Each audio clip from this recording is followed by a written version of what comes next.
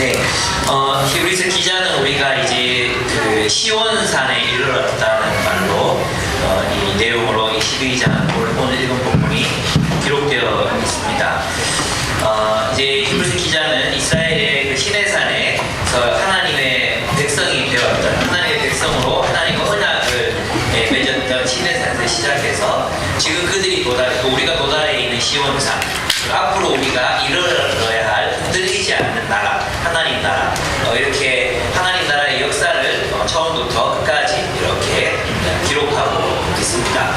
이 이야기를 우리는 이제 오늘날 우리들의 표현으로 하면 이제 메타 내러티브, 거대 이야기, 우리의 삶이 속해서 우리의 삶의 의미를 형성하는 이야기라고 할 수 있습니다. 오늘 우리가 살아가는 시대는 포스트 모던한 시대라고 합니다. 포스트 모더니즘은 이제 그렇게 되어야 한다는 것이기 때문에 동의할 수 없죠. 다원주의, 이것도 우리가 동의할 수 없지만 이 세계가 다원화된 세계다. 그것은 올바른 이야기죠. 그죠? 우리나라에서도 이미 외국인 근로자들 분이 한 300만 이상이 들어와 계시고 어떤 또 우리 이 사회를 규정할 수 있는 어떤 일관된 어떤 이야기를 찾기는 어렵습니다. 그래서 포스트 모던한 시대로 들어왔다고 볼 수 있죠. 물론 뭐 모던이 있었냐 이건 또 별개의 이야기지만 어쨌든 우리는 이제 포스트 모던한 시대를 살아가고 있습니다. 근데 포스트 모던한 시대의 특징이 뭐냐면 이제 적당한 단어를 제가 찾지를 못하게 됐어요. 그래서 지조대로 사는 세계가 포스트 모던한 세계다. 모든 사람들이 지조대로 살고 있습니다. 근데 문제는 뭐냐면 지조대로 자신의 삶의 의미를 추구하고 찾아가는 것 같아 보이지만 포스트 모던한 세계를 전체를 연결하고 있는 그 내용들을 보면 결국은 탐욕의 추구라고 할 수 있습니다. 그래서 이제 제국과 천국이라는 책에서 그 저자가 포스트 모던한 세계를 엮을 수 있는 하나의 이야기는 소비주의라는 이야기를 하거든요. 그래서 많은 사람들이 소비주의에서 삶의 의미를 찾으려고 해요. 그래서 이제 돈 많이 벌면 롤렉스 시계를 막 수십 개씩 뭐 한다든지 스포츠카를 또 수십 대 뭐 이렇게 많이 한다든지 이런 데서 삶의 의미를 발견하는 친구들이 많이 있죠. 그런데 이제 생각해보면 과연 우리는 롤렉스 시계를 모으는 일에 목숨을 걸 만큼의 가치를 느낄까요? 스포츠카를 사모으는 일에 우리의 목숨을 걸 수 있을까요? 그렇죠. 이 이야기들은 우리가 그것을 위해 살고 그것을 위해 죽을 이야기를 우리들에게 제공하지 못한다는 게 포스트 모던 세계의 한계라고 할 수 있습니다. 그래서 이 세계를 살기 때문에 많은 사람들이 삶의 의미를 고민합니다. 근데 발견하지 못하죠. 과거에는 국가, 민족, 이데올로기, 기업 이런 것들이 헌신의 대상들이었습니다. 그럼 우리는 지금 압니다. 국가는 결코 우리 삶을 바칠 만큼의 가치 있는 집단이 아니라는 걸 알고 있습니다. 기업은 이미 무너졌죠. 그래서 오늘날 MZ 세대들은 기업에 충성하려고 하지 않습니다. 우리가 믿고 있었던 거대 담론, 우리가 믿고 있었던 옳다고 여겨지던 우리 인생을 걸만한 것이라고 생각했던 그 모든 것들은 다 무너져 내렸습니다. 그 남아있는 것은 무엇이겠습니까? 우리는 무엇을 위해 살아야 되겠습니까?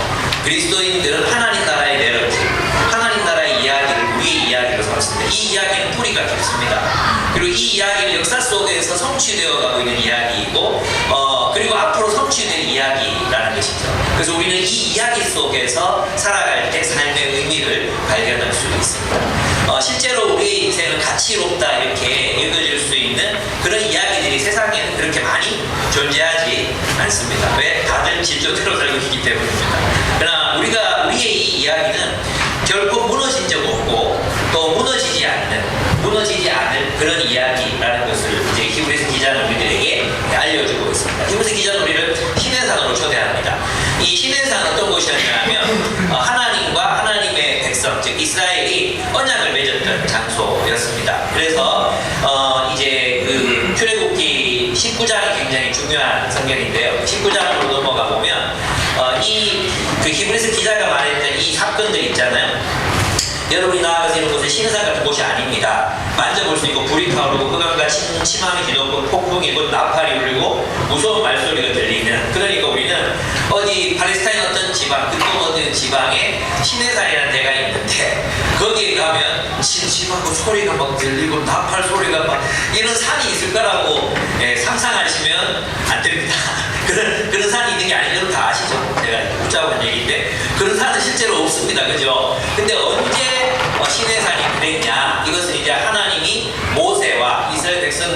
관계와 언약을 맺을 때 이제 이런 일이 하나님 임재하시면서 이런 일들이 시내산에서 일어났습니다.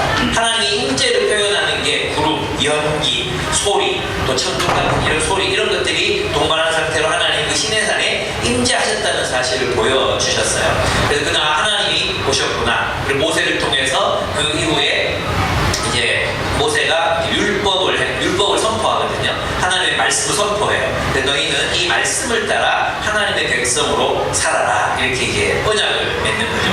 그 언약 직전에 하나님 말씀이 선포되기 전에 이 엄청나고 놀라운 자연현상들을 보여주시면서 이것이 하나님의 말씀이라는 것을 모세와 이스라엘 백성들에게 확인시켜 주었던 것입니다. 그런데 이제 관가되는 게 뭐냐면 그 앞에 있는 구절들이거든요. 제가 한번 읽어보겠습니다. 모세가 산으로 올라가 하나님께로 가니 주님께서 산에서 그를 불러서 말씀하셨다. 너는 야곱 가문에게 이렇게 말하여라. 이스라엘 자손에게 이렇게 알려주어라. 너희는 내가 이집트 사람에게 한 일을 보았고 또 어미 독수리가 그 날개로 새끼를 업어놨듯이 내가 너희를 인도하여 나에게로 데려온 것도 보았다.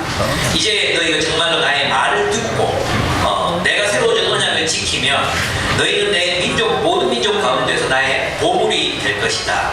온 세상이 다 나의 것이다. 그러므로 너희는 내가 선택한 백성이 되고 너희의 나라는 나를 섬기는 제사장 나라가 되고 너희는 거룩한 민족이 될 것이다. 너는 이 말을 이스라엘 자손에게 일러주어라 말씀하셨습니다.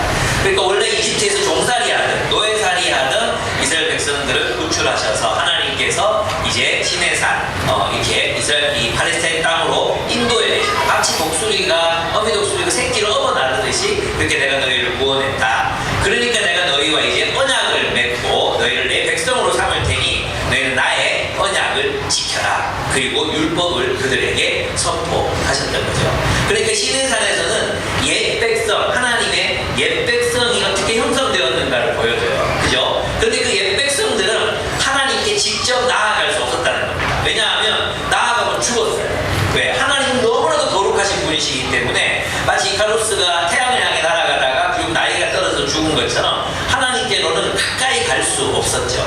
왜냐하면 하나님은 너무나 성결하시고 거룩하시고 전능하신 분이신데 우리는 아무래도 범죄하고 또 연약한 인간일 수밖에 없잖아요. 그래서 하나님께서는 이스라엘 백성들을 보호하시기 위해서 혹시라도 나를 보려고 이 호기심이 생기잖아요. 그렇죠? 호기심.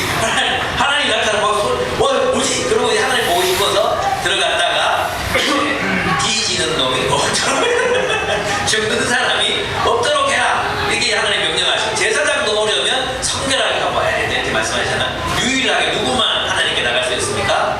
모세만 갈 수 있었어요. 그렇게 거기는 무서운 곳이었다는 것입니다. 그렇습니다. 그래서 이제 그 이제 10절부터 19장의 이 앞에 있는 구절은 내가 너희를 구출했다. 너희 나와 이제 언약을 맺을 것이고 너희는 내 백성이 되고 나는 너희의 하나님이 될 것이다. 그리고 그 축복이 뭐예요? 하나님 축복이라고 얘기하신 게 뭐예요? 선택받은 백성, 내 몸을 내 소유가 된다는 거잖아요. 이 선택받음이라는 말은 그들로 하여금 하나님의 정의와 공의를 행해서 온 세상의 샬롬을 구하는 민족으로 살게 하겠다. 이게 선택의 핵심입니다. 그래서 선택은 내가 너희 잘 살게 해주겠다는 것도 아니고 너희를 그대로 하늘에 있는 천국으로 올려보내주겠다는 것도 아니고 그들을 선택하셔서 온 세상에 샬롬을 전파하는 축복의 통로가 되는 나라로 삼겠다. 이게 그들이 선민이 된 이유라는 거죠. 놀랍지 않습니까? 이걸 하나님께서는 축복이라고 말씀하십니다. 하나님께서 그들을 축복하셨다. 내가 너희는 나의 소유가 된 백성이라 이렇게 자랑스럽게 말씀하고 계시다. 그렇게 해서 이스라엘 백성들 우리가 당신의 백성이 되겠나이다. 이렇게 결단하고 그들이 이제 언약을 체결하고 하나님 나라의 백성이 된 것입니다. 그런데 여기서 나타난 하나님은 너무너무 무섭습니다. 두렵고 접근할 수 없고 감히 가까이 나아가기에는 두려운 분이죠. 근데 오늘날 우리 이제 시온산, 우리가 이런 산은 시온산인데 이곳은 이제 예수님의 보혈로 더 이상 하나님을 두렵게 여기지 않습니다. 우리는 자유롭게 하나님께 나아갈 수 있는 존재가 됐어요. 예수님 십자가에 달려 돌아가실 때 지성소에 있는 휘장이 위에서부터 아래로 찢어져 버렸습니다. 그렇게 우리 하나님과 직접 교제를 나눌 수 있게 됐어요. 그런 데가 있잖아요. 여전히 구약에 있는 하나님을 섬기는 것처럼 하나님을 믿는 사람들 우리 중에 있습니다. 하나님 생각하면 불편 불편해요. 하나님 아버지 그러면 더 불편해져요. 예, 하나님이 거리감이 느껴지고 하나님을 친밀하게 느끼지 못하고 하나님을 두려워하고 하나님 생각하면 하나님은 나를 사랑하시지 않을 것 같고 하나님이 나를 사랑은 하시지만 싫어하실 것 같고 왠지 그 하나님과 거리감을 가지고 살아가는 분들이 많습니다. 근데 그 대부분의 이유는 육신의 아버지, 진짜 아버지의 상이 우리의 마음에 새겨져 있기 때문일 때가 많아요. 그래서 있잖아요. 우리는 우리의 아버지를 통해서 하나님을 상상하거든요. 하나님 아버지 이러니까 아버지와의 관계가 어려웠던, 특별히 저는 이제 학생사회 하면서 그런 사람들을 많이 만나봤거든요. 하나님 아버지라고 부를 때마다 마음에 거부감이 생긴대요. 그 이유를 모르겠대요. 하나님까지 하나님 아버지 그러면 하나님 왜 아버지셔야 되는지 모르겠대요. 그 이유는 그 얘기 들어보면 그 아버지가 이제 어릴 때 폭행을 하고 때리고 술만 드시면 막 온 집기를 다 부수고 이랬던 모습이 생각나기 때문에 하나님을 아버지로 부르는 게 되게 어려운 분들이 많았어요. 또 심지어는 기도도 못하겠다는 거예요. 그 하나님 아버지가 도무지 친밀감이 느껴지지 않아서 기도도 하지 못하게 되는 사람들이 많았어요.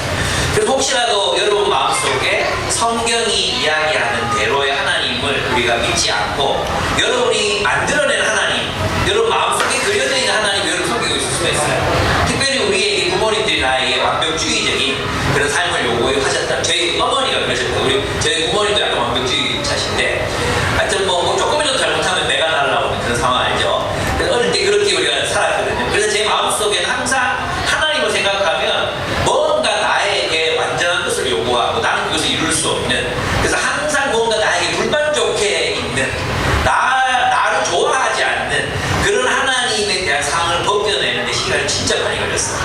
예. 그래서 이제 성경을 묵상하고 연구하고 하면 하나님 정말 나의 유익을 위해서 이렇게 공개하시고 교훈하시고 이렇게 하셨구나, 나를 사랑하셨구나. 한 가지 이제 이 이스라엘 역사를 통해서 알 수 있었던 게 뭡니까? 이스라엘 백성들이 뭐 무슨 짓을 하든지 하나님은 계속 다가오시잖아요. 하나님은 계속 다가오십니다. 포로로 보내놓고도 마음이 아프셔서 또 거기 찾아가셔서 또 말씀하시고 내가 너희를 불렀다. 너희 택한 백성이다. 너희는 이방의 빛이다. 너희는 이방의 정의와 공의를 행할 자들이다. 계속해서 말씀하시잖아요. 계속해서 말씀하시고 결국은 메시아, 자신의 아들 메시아 예수를 보낸 십자가에 달려 죽게 하시고 지금도 그 역사를 이루어가고 계신 하나님이십니다. 하나님은 내게 신실하셨고 십자가에 달린 그 예수님의 사랑을 거부할 수 없었습니다. 하나님은 사랑이십니다. 그리고 하나님의 그 용서하시는 사랑, 그리고 나를 정말 사랑하신다는 그 고백을 들었을 때 저는 회복되었던 것 같습니다. 한번 얘기 드렸죠. 아시는 분들 많을 텐데 저는 이제 딸아이를 데리고 싱가포르에 여행을 갔을 때 그날 아침도 저희 부부가 싸우고 다른 의자에 앉아가지고 같은 하나님 묵상, 다른 의자에 같은 하나님 묵상하고 있었는데 갑자기 애가 막 울어가지고 저 뱀이 물었나 싶어서 막 갔거든요. 근데 눈에 막 개미 이만한 손가락만한 개미가 눈에 이렇게 들어가가지고 막 울고 있는 거예요. 무슨 열대지방 개미는 이렇게 막 사람 눈깔이 다 파먹는 막 그런 막 두려움에 개미 잡아내고 막 이 동족 개미들 발로 막 다 떼고 막 다 죽였거든요. 그때 들었던 생각이 이 딸이 좋냐, 하나님 제 마음속으로 이 딸이 그렇게 좋냐, 좋습니다. 얼마나 좋냐, 정말 좋습니다. 어쩌면 내가 얘를 위해 죽을 수도 있을 것 같습니다. 내가 너 그렇게 살아요. 나는 네가 그렇게 좋다. 그때 그 싱가포르 그 보타니까 벤치에 앉아가지고 얼마나 울었는지 모릅니다. 하나님 나를 사랑하신다. 하나님이 나를 좋아하신다. 나는 하나님 나를 사랑하시는 거 믿는데 하나님 나를 좋아한다고 생각해 본 적이 없었거든요. 그냥 하나님 나를 막 꾹꾹 참으면서 나를 완전하지 않은 나를 사랑한다고 생각했었거든요. 근데 하나님 나를 좋아한다는 거예요. 나는 네가 좋다. 난 네가 좋다. 나는 그 말이 나에게는 구원이었어요. 그 마음에 들려온 그 음성, 나는 네가 좋다. 난 네가 이거 좋겠다. 그 이야기가 얼마나 치유가 됐는지 모릅니다. 그 이후로부터 저는 달라졌던 것 같습니다. 저는 여러분에게 듣고 싶고 오늘날의 아버지들은 근데 이제 존재감이 없잖아요. 문제가 뭐냐 하면 우리의 자녀들은 존재감 없는 아버지의 모습을 보고 큽니다. 그러니까 얘들은 아버지가 무섭지도 않고 아버지의 존재가 느껴지지도 않아. 없어. 그러니까 무시하는 거예요. 하나님 무시하고 살아요. 하나님을 두려워하지도 않고 하나님 무시하는 거예요. 그래서 어쨌든 우리 마음속에 있는 어떤 아버지 상이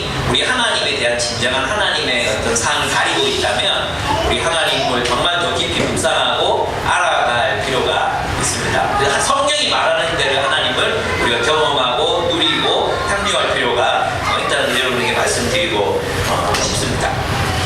그렇습니다. 그래서 우리가 도달한 것은 지금 어디냐? 시온산, 그 신의 산이 아닌가? 근데 여러분 구약 성경이 말하는 것처럼 자꾸 하나님을 무서워하고 하나님을 두려워하고 하나님의 거리감을 느끼고 하나님 나를 싫어하실까라는 생각 속에 살아가고 있다면 그것은 정말 잘못된 생각입니다. 성경은 전혀 다른 이야기를 우리에게 들려주고 있습니다.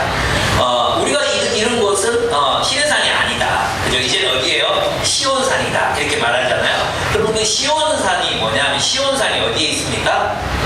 예루살렘에 있습니다. 시온산은 예루살렘에 있어요. 그래서 이제 이 예언은 이제 에스겔서에서 나오는 건데 에스겔 제가 한번 읽어드리겠습니다.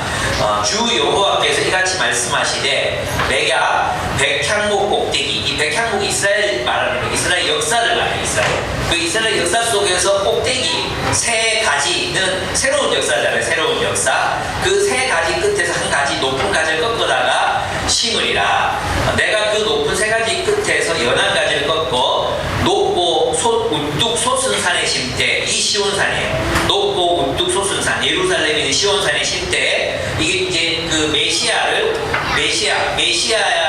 이제 시온산, 예루살렘에 세우시고 그 메시아를 통해서 새로운 백향목, 새로운 하나님의 나라, 그 새로운 하나님의 나라를 세우시겠다는 게 에스겔서에 있는 예언입니다. 심지어 이스라엘 높은 산에 심으리니 그 가지가 무성하고 열매를 맺어서 아름다운 백향목이 될 것이요 각종 새가 그 안에 깃들이며 그 가지 그늘에 살리라 하셨습니다. 이게 뭐냐 하면 하나님이 옛 이스라엘 가운데서 마지막 메시아를 꺾어서 그 산에 심으면 새로운 백향목이 나타난다는 거죠.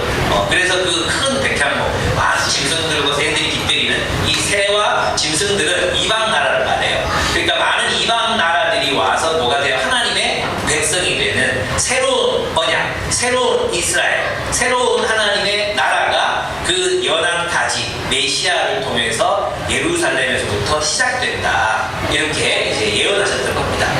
근데 이제 히브리서 기자가 너희가 이런 곳은 신의 산이 아니라 이제 시온산이다. 이 얘기는 뭐냐면 너희는 지금 시온산에 이르렀다. 그 얘기는 이제 메시아의 나라가 예루살렘에서부터 시작되었으니 너희는 지금 이 땅에서 하늘에 있는 하늘 나라를 살아라. 예루살렘을 살아라. 이 얘기를 하고 있는 거죠. 그래서 우리는 구약처럼 하나님 섬기면 안 돼. 구약처럼. 그래서 이제 뭐 박멸하자 이런 용어 쓰는 사람도 있잖아요. 그거 다 그리스도인 아니라고 생각하면 돼. 그리스도인들은 절대 그런 용어를 쓸 수 없는 사람들이에요. 박멸하자 이 구약이잖아요. 구약. 신약은 절대 그렇지 않거든요. 그래서 이제 시온산이 이렇습니다. 그러면 신의 산에는 모세만 갔잖아요. 근데 이제 여기는 누가 들어가느냐 하면 이 본문을 보시면 되게 재밌는 표현들이 나와요. 히브리서 이제 나는 신약 성경을 쓴 이 사람들이 진짜 놀라운 사람들이다. 정말 놀라운 사람들이라는 생각을 합니다. 문학적으로도 그렇고요. 이 표현을 보면 이렇게 얘기하고 있습니다. 그 22절. 그러나 여러분이 나아가서 이런 곳은 시온산, 곧 살아계신 하나님의 도성이 하늘의 예루살렘입니다. 우리는 이미 어디를 살고 있는 거예요? 시온산에 있는 하늘의 도성, 도시, 시티 오브 헬 맞습니까? 예, 그 하늘 도시를 살아가고 있는 새 예루살렘 백성이다. 우리가 지금 너희는 거기 있다는 거예요. 근데 놀라운 게 뭐냐면 여기에 축하하러 천사들이 왔어요. 그죠? 22절. 여러분은 축하 행사에 모인 수많은 천사들과 하늘에 등록된 장자들의 집회와 만민의 심판자이신 하나님과 완전하게 된 의인의 영들과 새 언약의 중재자이신 예수와 그가 뿌리신 피 앞에 나왔습니다. 이게 시온산의 의미라는 겁니다. 그러니까 여기에는 이 하나님 나라가 그리스도 예수를 통해서 도래했으니까, 그죠? 누가 왔어요? 천사들이. 와, 하나님 역사에 이거 축하.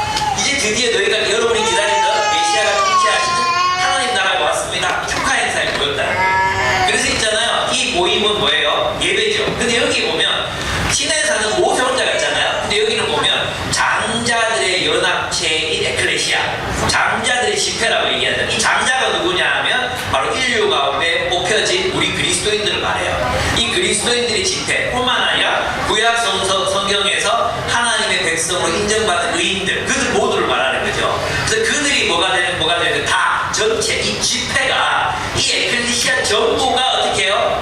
하나님 앞으로 나아간다는 거예요. 과거에는 모세만 가고 에클레시아는 밑에 남아있었잖아요. 못 올라갔잖아요. 근데 여기 시온산에는 모든 에클레시아가, 그 모든 집회가 하나님께로 나아갈 수 있게 되었다. 무엇 때문이냐? 그 여기는 하나님, 천사, 우리들, 그리고 우리보다 먼저 죽은 하나님의 백성들, 의인의 영들, 완전하게 된 의인의 영들, 그들이 여기 모여가지고 뭐하고 있습니까? 축제를 벌이고 있는 거죠. 하나님 나라가 실현되고 있다는 사실에 대해서 축제를 벌이고 있는 거예요.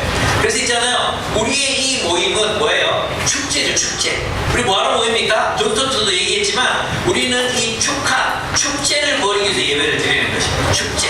하나님의 나라가 오늘날도 실현되고 있습니다. 이루어지고 있습니다. 우리를 통해서, 우리 안에서, 우리를 위해서 하나님의 나라가 이루어지고 있습니다. 축제. 그래서 여러분 예배 드릴 때, 찬양할 때 우리는 축제처럼 예배를 드려야 돼요. 축제처럼. 근데 우리의 모습은 장례식에 참여한 사람들도 더 어두울 때가 정말 많이 있습니다. 우리는 하나님 옆에 나아왔습니다. 하나님 나라가 우리 안에서 이루어지고 있습니다. 그럼 우리 진짜 있잖아요. 여러분, 저 이제 뭐 젊은 가수들 왔을 때, 그때 또 혜진 자매가 펴줘가지고 이제 같이 간다. 하여튼 뭐 가가지고 이제 했거든요. 근데 뭐 저는 잘 모르는 사람들이 나와서 막 하는데 애들이 미쳤어요. 막 신선할 정도로 이렇게 집중하고 막 그러는데, 왜 우리는 하나님 앞에 이렇게 좀 못 미칠까? 우리도 좀 찬양 드리다가 막 신신하고 막 신어 나가고 막, 그죠? 그런 일들이 왜 안 일어나는가? 다 그래요. 어쨌든 뭐 우리 여러분 다 서로 다 잘하니까 우리 너무 점잖아서 그렇지 않은데, 하여튼 로잔에 가니까 있잖아요. 찬양하는데 다들 점잖게 찬양하다가 이게 MT들이 이거 못 견뎠나 봐요. 그래 막 앞에 다 튀어나가지고 막 뛰어서 찬양하는데, 그게 너무 감격적이었어요. 예배가 다 끝나고 났는데도 막 뛰어다니면서 하는데, 아프리카 사람, 영국 사람, 한국 사람 할 것 없이 그 젊은이들이 서로의 허리를 잡고 막 뛰어다니는데 얼마나 감사했는지 몰라요. 예, 우리의 예배는 축하, 하나님 나라가 이루어지고 있는 그 축하라는 거죠. 근데 여기는 우리 모두가 들어갈 수 있어요. 그죠? 우리의 집회가 들어가는 거죠. 우리의 에클레시아가 여기 들어가는 거죠. 그렇다면 우리가 이제 우리는 어떻게 여기 들어갈 수 있게 됐습니까? 중재하는 예수의 피 때문이다. 그러면 이제 우리가 우리 이제 기독교, 그동안 개신교가 어디에 집중되어 있었냐면 형벌 대속론, 여기 이제 우리의 구원론. 그러면 우리의 예수님 벌을 대신 받아서 우리 죄가 용서받았다, 이런 관점이 이제 주된 관점이었죠. 그러면 이렇게 되면 어떻게 되느냐 하면 우리의 구원이 개인주의적인 것이 될 수밖에 없어요. 내 개인의 죄를 용서하기 위해서 십자가에서 주님이 돌아가셨다, 이렇게 되니까 내세지향적 개인주의적 구원론. 그래서 있잖아요, 오늘 한국 교회들, 세계 교회에서 벌어지고 있는 대부분의 문제들에게보다도 개신교, 우리 그리스도인들이 어떤 적절한 사회 윤리를 가지고 세상에서 멋있게 살아가는 사람들 찾기가 어려운 이유, 여러분 다 멋있지만 뭐 개인들 되게 멋있는 사람들이 많아요. 근데 교회 전체를 이렇게 바라볼 때 이 구원론이 우리 신학 전부를 지배하고 있는 거죠. 제 말이 이해가 되시는지 모르겠어요. 내 혼자 구원받고 내 죄 용서받았다, 여기에 우리의 신학이 머물러 있으니까 이 창조세계 전체를 아우르는 어떤 삶의 방식을 개신교가 개발해내지 못했다는 거예요. 그래서 이제 우리의 어떤 현대 그리스도인들이 보여주는 삶의 한계가 어디에서 있느냐? 신학에서 비롯된다. 신학에서. 왜냐하면 이 개인에게 집중하고 내세에 집중하는 신학이기 때문에 뭐가 빠졌어요? 현세가 없잖아요. 현세. 그죠? 그런데 지금 이제 히브리서 기자는 우리에게 현실을 얘기하잖아요. 지금 나아온 것이 시온이다, 지금 나아온 것이 새 예루살렘이다, 이렇게 얘기하잖아요. 그러니까 어떻게 생각하면 우리가 다시 창조신학, 하나님이 온 세상을 창조하셨던 그 창조신학에서부터 이 구원은 그 창조를 완성하는 것으로 이해해야 되잖아요. 이걸 뭐라고 하냐면 하나님 나라 복음이라고 해요. 그러면 하나님 나라 복음은 그러면 우리 이 대속의 십자가를 어떻게 바라보느냐 하는 거죠. 이게 로마서를 따라서 이제 이번에 노정문 간사님이 하나님 나라의 복음이라는 책을 쓰셨어요. 하나님 나라 복음과 삶의 복음 어떻게 사람을 변화시키는가, 이런 부제가 달려 있는데 저보고 이제 서평 써주면 10만 원 준다 그래가지고 제가 서평 써서 보냈어요. 아마 이제 다음 주 때쯤 되면 나올 것 같아요. 어쨌든 그걸 써서 보냈는데 저는 거기에서 되게 동의되던 부분이 있었어요. 그건 뭐냐면 예수님이 십자가에 죽음을 어떻게 부르냐 하면, 예수님은 침례 요한에게 세례를 받으셨잖아요. 그 세례의 의미가 뭐라 해서 연합이라고 그랬죠. 연합. 그래서 세례는 연합인데 예수님은 우리가 연합되셨어요. 연합. 세례를 통해 연합되셨어요. 죄인도 연합되셨죠. 그 예수님과 더불어 예수님이 십자가에서 죽으셨잖아요. 그죠? 그 십자가에서 죽으셨기 때문에 우리는 더 이상 처벌받을 수 없어요. 왜냐하면 심판이 다 이루어졌거든요. 죽은 사람을 향해 죄를 물을 수 없잖아요. 로마서의 핵심이 그거잖아요. 죽은 사람에게 율법을 적용할 수 없다. 예를 들어 차 타고 가다가 내가 음주운전으로 확 들이받았는데 내가 죽었어. 근데 죽은 사람을 향해 스티커를 발부할 수 없잖아요. 그것처럼 우리가 예수와 함께 죽었기 때문에 하나님의 심판이 우리에게 없는 거예요. 그런데 문제 또 하나는 뭐냐면 우리가 그리스도와 함께 살았어요. 살았다는 것은 하나님의 나라가 도래했고 우리는 부활의 질서를 지금 여기에서 살아갈 수 있다. 어떻게? 그리스도와 연합될 때. 그리스도와 연합된 자로 그리스도를 머리로 섬기는 자로 그리스도의 주되심을 인정하고 살아갈 때 우리 이 땅에서 부활의 새로운 질서를 산다. 이게 하나님 나라 복음이에요. 그렇게 되면 어떻게 되냐면 단순히 나의 죄를 용서하시기 위해서 지금 예수님이 죽으신 게 아니라 하나님 나라의 새로운 질서로 우리를 초대하시기 위해서 하나님 나라의 새로운 질서로 들어가게 하시기 위해서 우리를 위해 죽으시고 부활하셨다는 거죠. 그래서 있잖아요. 하나님의 창세기로부터 시작하면 우리의 구원이 나를 그냥 형벌로부터 구원하는 데 있는 게 아니라 우리를 왜 구원하셨는가? 즉 우리를 왜 우리를 위해서 십자가 지시고 죽으셨는가? 그것은 하나님이 우리에게 명령하신 창조, 그 창조의 계승 그리고 창조의 완성을 향해서 나아가는. 그래서 마지막 좋은 말도 있잖아요. 이 세계가 끝나는 게 아니에요. 여기 본문에 보면 흔들리지 않는 나라를 받으니 라고 되어 있죠. 이 흔들리지 않는 나라는 새 하늘 새 땅, 온 우주를 포함한 이 온 우주를 넘어서는 그런 새 하늘과 새 땅에서 예루살렘 성 도시 그 안에는 에덴이 있는 창조 때 에덴이 포함되어 있는 새 예루살렘 시민으로 우리가 살아가게 된다. 그러니까 결코 그리스도인의 삶은 쪼가펴진 게 아니란 말이죠. 교회 안에서 행해지는 모든 찬양하고 기도하고 서로 섬기고 소그룹하고 여기서 끝나는 삶이 아니라는 거죠. 이 에클레시아가 뭐냐? 이 에클레시아는 온 세계를 살아갈 삶의 윤리를 가진 도덕과 철학을 가진 가치관을 가진 그런 넓은 인간으로서의 삶을 우리에게 요청한다는 겁니다. 근데 우리의 삶은 그동안 죄 용서에게 그치고 있었죠. 죄 용서, 내세적인 구원. 어떻게 말하면 또 하나님의 뜻을 무시한 사회 참여, 율법주의적인 사회 참여.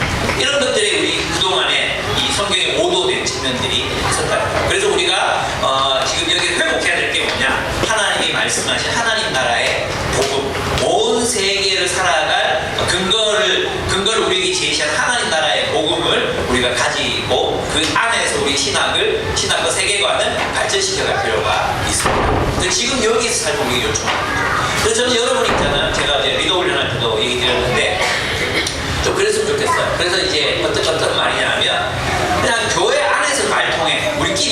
우리끼리의 언어들을 가지고 우리끼리 말이 통해.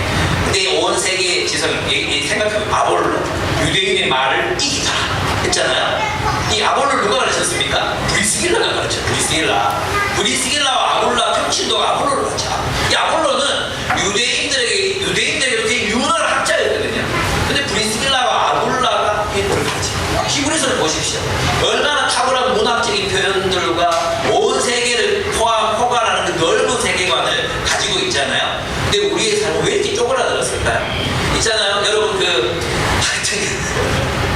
지금 미국 대선 때문에 난리예요. 미국 대선 때문에 난리인데 저도 누가 될지 지금 궁금해. 어떤 놈이 되더나 뭐 미국 비슷한 나라 그리고 뭐 별 상관없다 생각하지만 그래도 난 누가 되면 안 되겠다는 생각하고 저 사람 되면 안 되는데 세계가 진짜 이건 정말 인류 역사에 이거는 정말 참 일어나면 안 되는 일이야 이런 생각을 가진 사람이 있잖아요. 근데 있잖아요. 거기에 한국 사람들이 막 댓글을 달았어요. 누가 되면 달았는데 있잖아요. 동성애를 버텨요. 깜짝 놀랐어요. 유일한 기준이 동성애 반대예요. 사람 뽑는 유일한 기준이 동성애 반대. 대통령을 뽑는데 동성애만 반대하면 뽑아준다는 거예요. 너무 과대. 그게 아니 무슨 일을 하는데 화장실 좀 불편하게 쓰면 되지. 한 번씩 고추 달린 남자가 여자 목욕탕에 들어오면 깜짝 놀라는 게 생기긴 하지. 근데 그게 우리 우리의 뭐 전체 삶을 막 무너뜨리고 막 그렇게 하진 않거든요. 계속 그런 일이 반복되면 여성들이 가만히 있겠습니까? 야들 치아라. 우리 진짜 애들하고 같이 목욕 못하겠네. 그 목욕탕이 망할 텐데 누가 거기 가겠습니까? 생각보다 인류는 그 자정 능력을 가지고 있거든요. 근데 우리가 여기 너무 막 과하게 평가하는 거예요. 과대 평가하는 거예요. 왜 이게 기준이 돼야 되죠? 내가 지금 하고 싶은 말은 뭐냐면 왜 소년이 온다를 읽고 이걸 금소로 만들어야 된다고 복음주의자들이 주장하죠. 나는 그 좁아펴진 정말 좁아펴진 왜 우리 이렇게 됐을까? 우리의 신앙, 우리의 구원론 거기에 문제가 있었다고 생각합니다. 저는 여러분들이 있잖아. 정말 우리가 복음을 세계의 지성인들에게 당당하게 나눌 수 넓은 마음 가졌습니다. 요번에 이제 그 왜 몇 사람이 나와서 굉장히 유명한 그 프로그램인데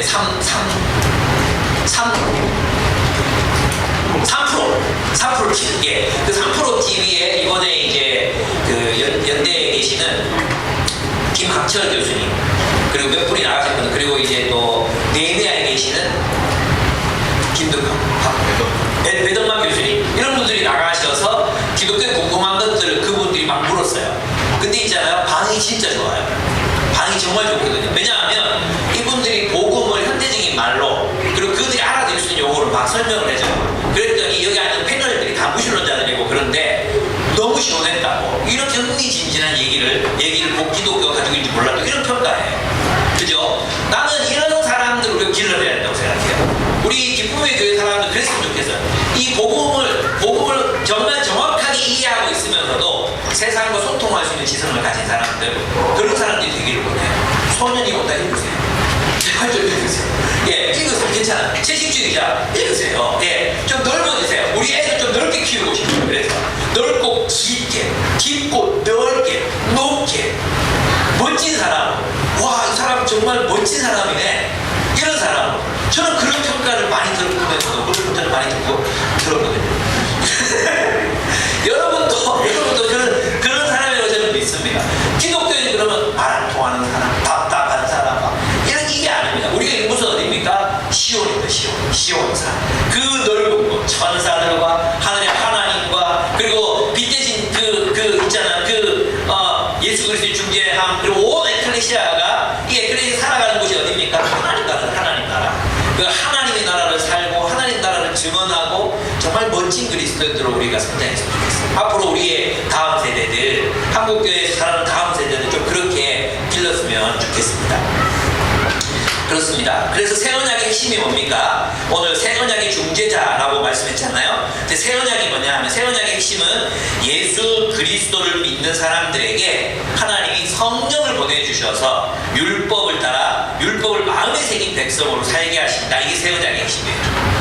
그래서 있잖아요. 우리가 그리스도를 믿는 사람들에게는 이제 예전 이스라엘 백성들하고 달라진 점이 있어요. 여러분들이 그래도 하나님의 뜻대로 살려고 하고 하나님의 뜻대로 서로를 사랑하려고 하고 그래도 재정을 내고 가난한 사람들을 돕고 이렇게 살아갈 수 있는 이유는 뭐냐 하면 여러분 안에 하나님의 성령이 거하고 계시기 때문입니다. 그래서 우리는 하나님 말씀을 묵상하고 공부하고 실천하려고 할 때 하나님은 우리 마음에 율법을 새기셔서 우리로 하여금 하나님의 나라를 살아갈 수 있게 만드십니다. 믿으십니까? 아멘. 예. 지금 좀 넘어질 수 있습니다. 우리 청소년들 그렇게 얘기해. 너희들 지금 잘 걷지. 날 때부터 걸은 거 아니야. 너희들이 이렇게 걷기 위해서는 수천 번 수만 번 넘어졌던 날들이 있었어. 그렇지만 너희들 결국 걷게 됐잖아. 마찬가지 우리 그리스도 안에 있다면 걷는 게 멀어 보여. 그리스도인답게 사는 게 진짜 멀리 있어 보여. 그러나 하나님이 너 안에 계시니까 너희들은 언젠가 완전히 걷고 뛰는 사람이 될 수 있을 거야. 우리도 마찬가지거든요. 여러분 우리 안에 성령님이 계시고 우리가 성령의 인도를 따라 하나님의 말씀 진리 가운데를 인도하신 성령의 인도를 따라 진리를 묵상하고 연구하고 실천할 때 우리 하나님의 나라를 이루어갈 수 있습니다. 왜? 새 언약 그 새 언약의 중재자이신 예수께서 핏보리심으로 우리들에게 성령을 보내셨고 우리가 하나님의 새로운 백성이 되어 살아가게 하십니다. 이 백성들은 마음의 율법을 새긴 사람들로서 국가, 인종, 민족을 초월해서 하나님 나라로 살아가기로 결단한 사람들의 무리를 말합니다. 그렇습니다. 우리는 그렇습니다. 이 여기에 천사들, 하나님, 장자들 그리고 우리보다 먼저 앞서간 하나님의 품에 안겨 있는 사람들 이 모든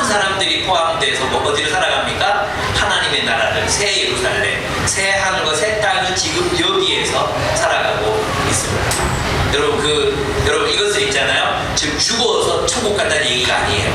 지금 여기에서 우리는 하나님의 나라, 새 하늘과 새 땅, 얼마나 놀라운 삶입니까? 하나님의 이 새 하늘 새 땅은요, 하나님이 창조하신 그 의도가 회복된 거거든요. 그 하나님이 창조하신 그 의도가 완성되는 걸 말하는 거거든요. 이건 다시 에덴으로 돌아가는 것도 아니에요. 이건 다시 과거로 회개하는 것도 아니에요. 하나님이 의도하신 그 계획이 성취되었을 때 나타나는 인류 문명, 하나님의 마음에 새기신 품으신 그 인간 사회, 하나님이 통치하신 인간 사회, 하나님의 정의와 공의가 강물같이 흐르고 그리스도의 십자가의 사랑이 넘쳐나는 그런 인간 공동체, 얼마나 멋집니까?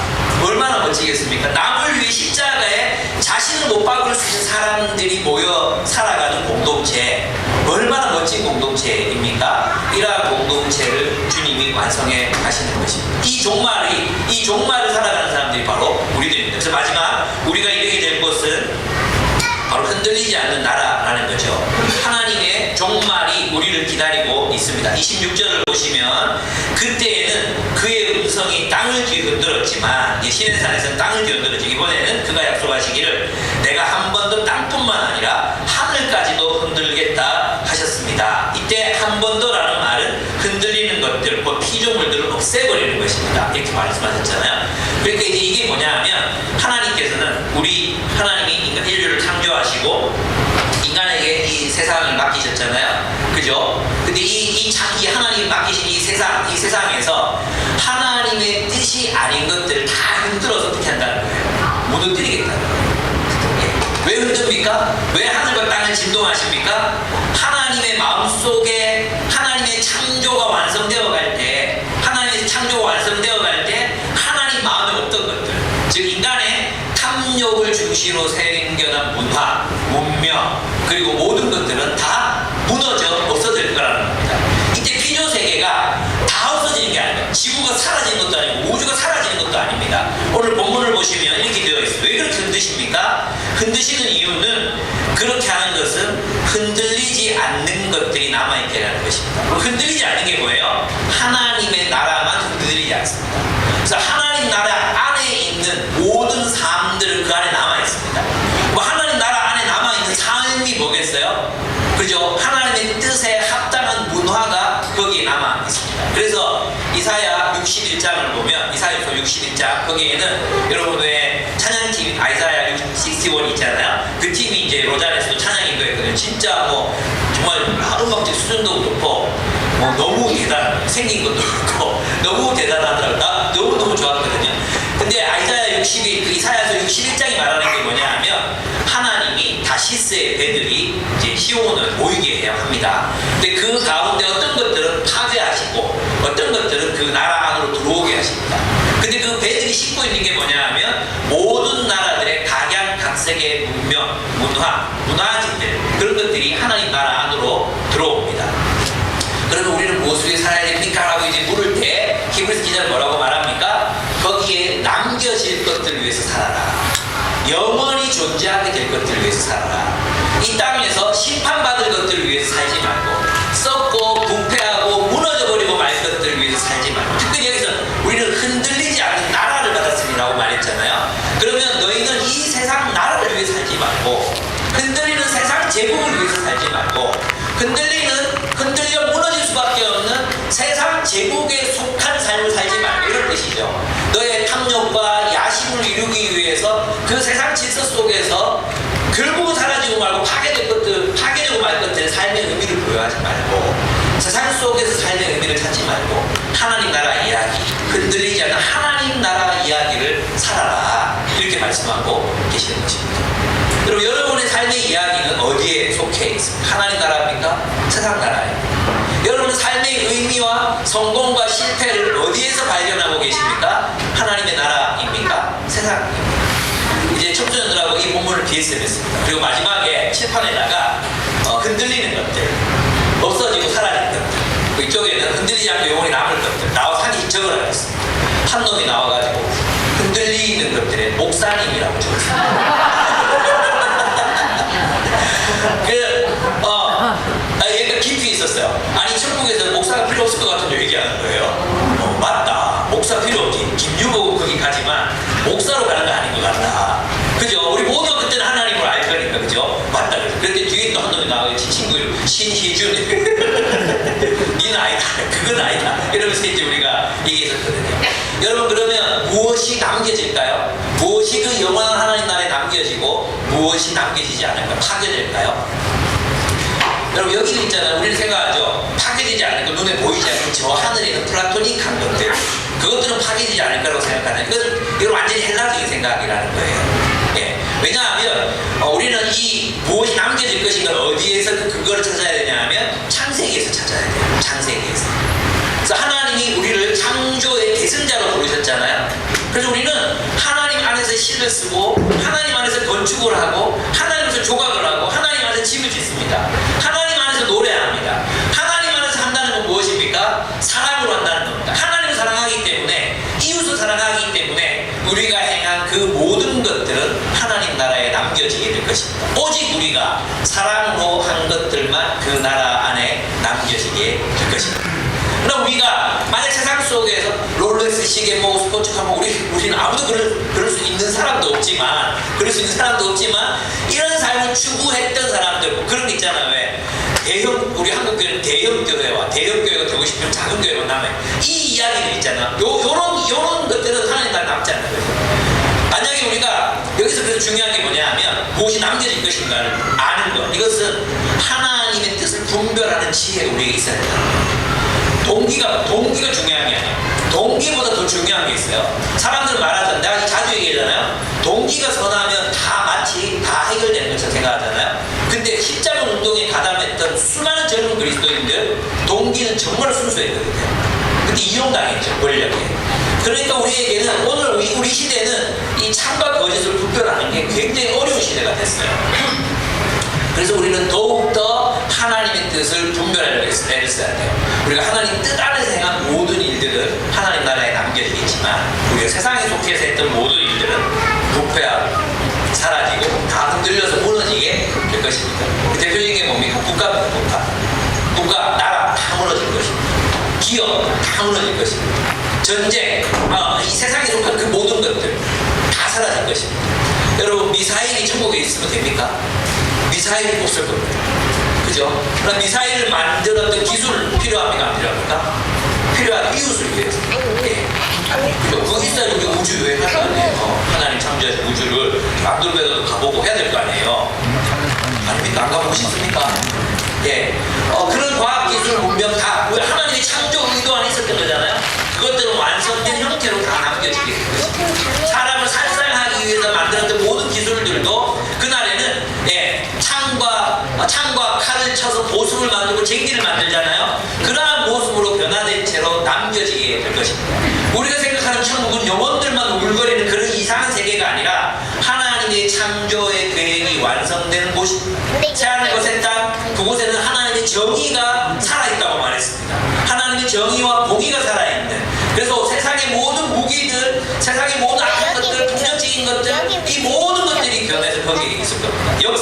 십자군 운동의 역사는 지워질 것입니다. 이것은 성공 하나님 나라의 역사에서 오요분하는 것입니다. 4.3 제주 사건 때 공산주의로부터 한국을 지켜내기 위해서 기독교를 헌신했다고 이 모든 잘못된 이야기들도 그곳에서 사라질 것입니다. 그래서 하나님 나라의 역사에 포함되지 않을 것입니다.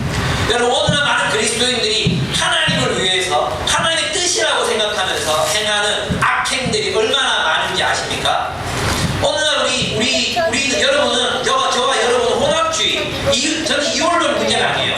이원론은 정말 순진한 거예요. 차라리 이원론이면 좋겠어요. 오늘날 많은 한국 교회가 진짜 빠져있는 우상숭배는 혼합주의입니다. 혼합주의. 자본주의와 복음이 결탁해 화학 결합을 하고 있어요. 화학 결합. 이걸 떼내야 돼요. 여러분, 베놈 이제 마지막 편 나왔잖아요. 베놈 아십니까? 베놈 마지막 편 나왔는데 이 베놈이 사람 잡고 삼켰잖아요. 그러니까 일체가 돼 있어. 일체가 돼 있어. 지가 베놈이 진지 몰라. 늘 데리고 다니는 거죠. 이걸 떼야 돼요. 근데 다 떼고 나서 마지막에 쿠키 영상 나오잖아요. 거기에 얘가 베놈을 막 그리워하고 사람 잡고 막 춤추는 거 막 그리워하는 모습으로 이 영화가 끝나거든요.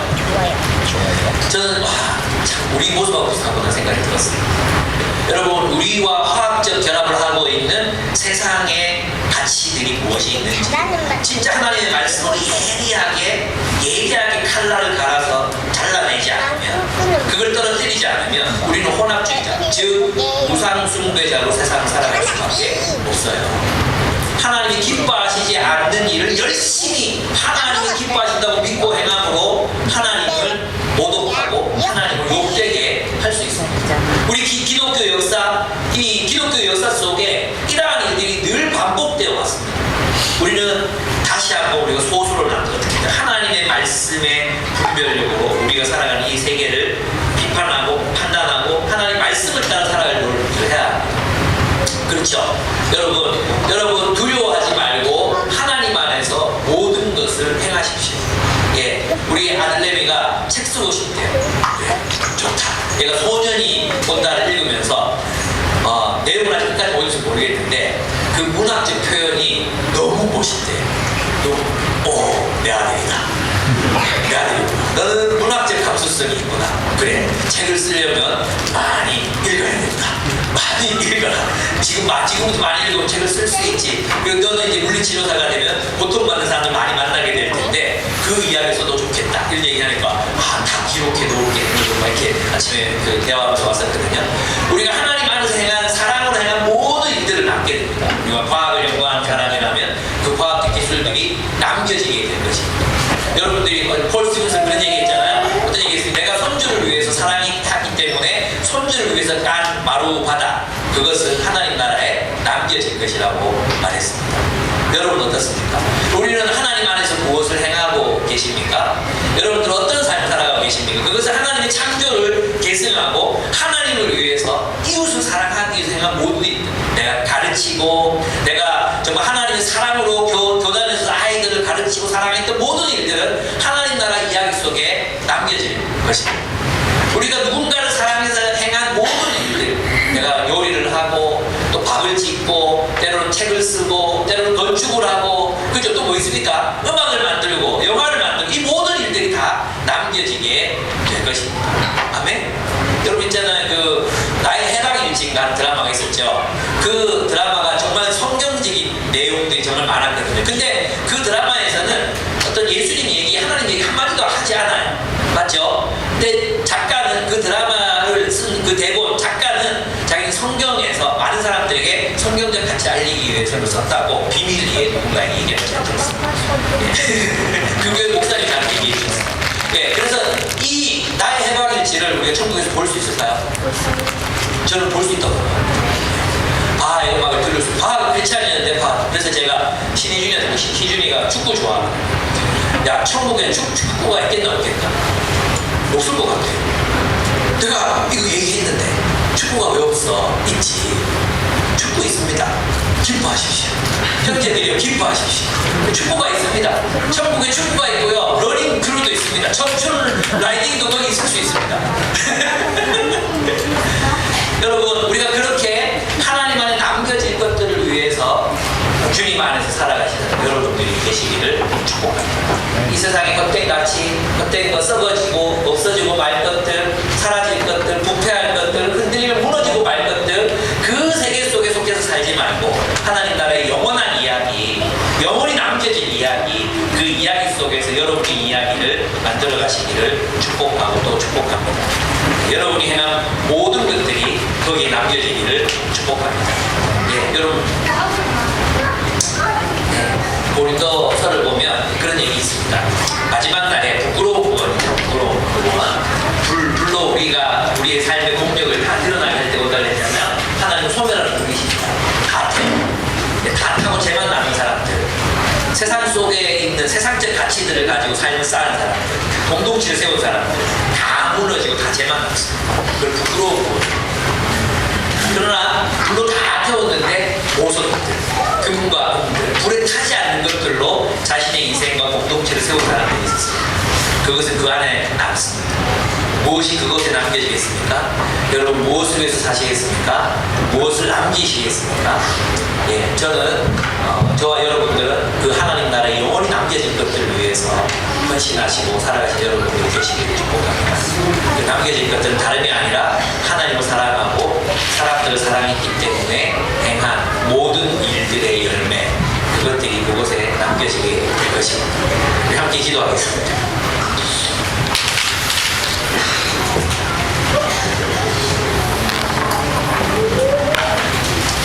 네, 우리는 하나님 나라 이야기 속에서 속해서 살아가고 있습니다. 우리 시온산에 도달했고 하나님 나라 이야기를 살아가고 있습니다.